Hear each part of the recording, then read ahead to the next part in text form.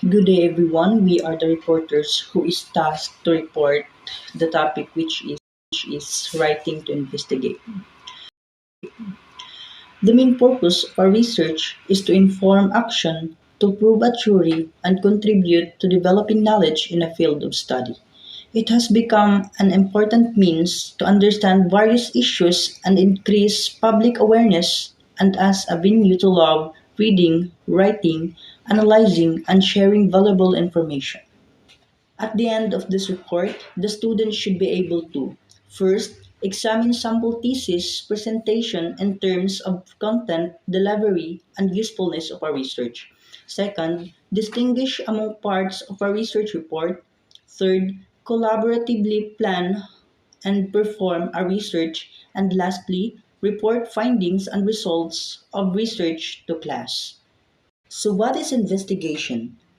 Investigation is the terminology refers to a systematic, minute, and throughout attempt to learn the facts about something, complex or hidden. It expresses the idea of an active effort to find out something. Investigative writing sets out to investigate a topic and report the findings to the reader. It is the document that sparks some sort of action based on the official findings it presents. The investigation report is also a record of the steps of the investigation. It can be used to prove that your investigation can timely complete and fair. Writing to investigate is very important to us because it allows the reader to learn about particular topic in depth.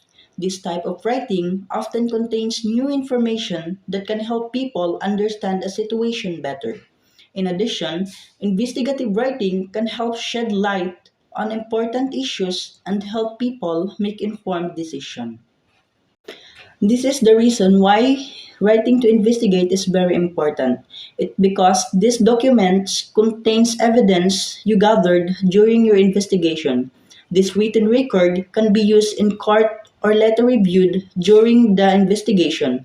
In addition, the benefits were given to the collection of research techniques and methods used by researchers, including the journalists, social schematists, police officers, and others.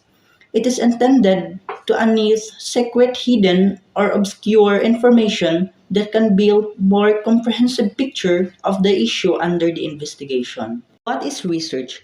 According to Webster in David 2002 and Garcia 2008, research is a careful systematic study in a field of knowledge, undertaking to discover or establish facts or principle.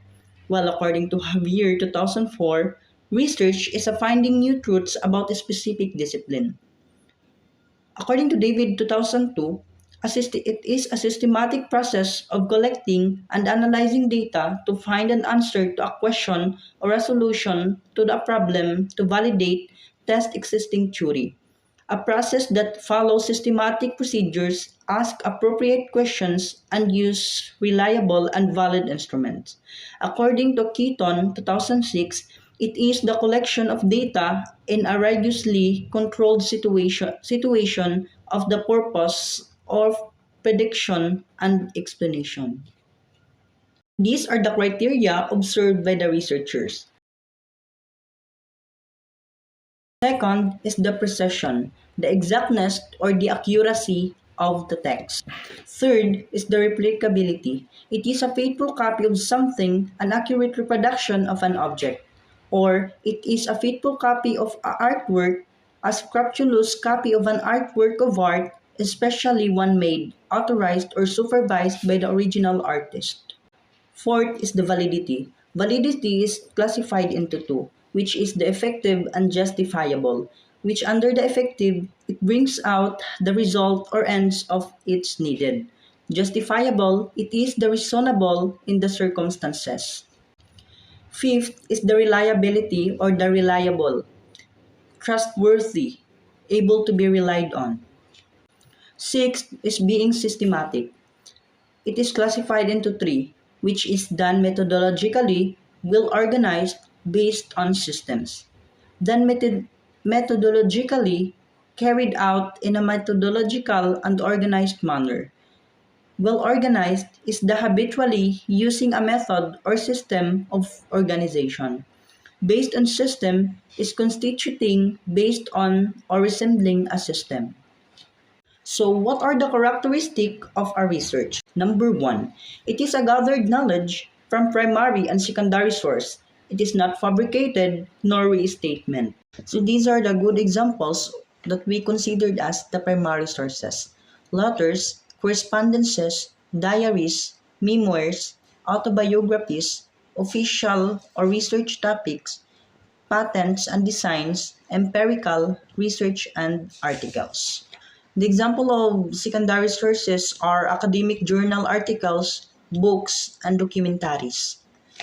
For the tertiary sources are the encyclopedias, dictionaries, atlases, and handbooks. Number two, it is a systematic and accurate investigation following the needed procedure. Careful planning must be observed from the collection of data as to the recording and analysis. Research process. What are the research process? First, identification and formulation of the research problem. Second, extensive literature review. Third, development of the hypothesis, objectives, or research question. Fourth, preparation of the research design. Fifth, determination of the sample. Sixth, collection of data. And lastly is the analysis and interpretation of data.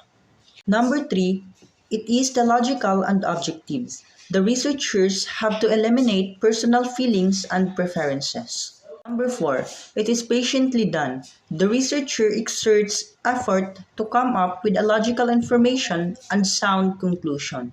Number five, it is carefully done. It follows the necessary procedures, offers conclusion and recommendation, and makes proper documentation.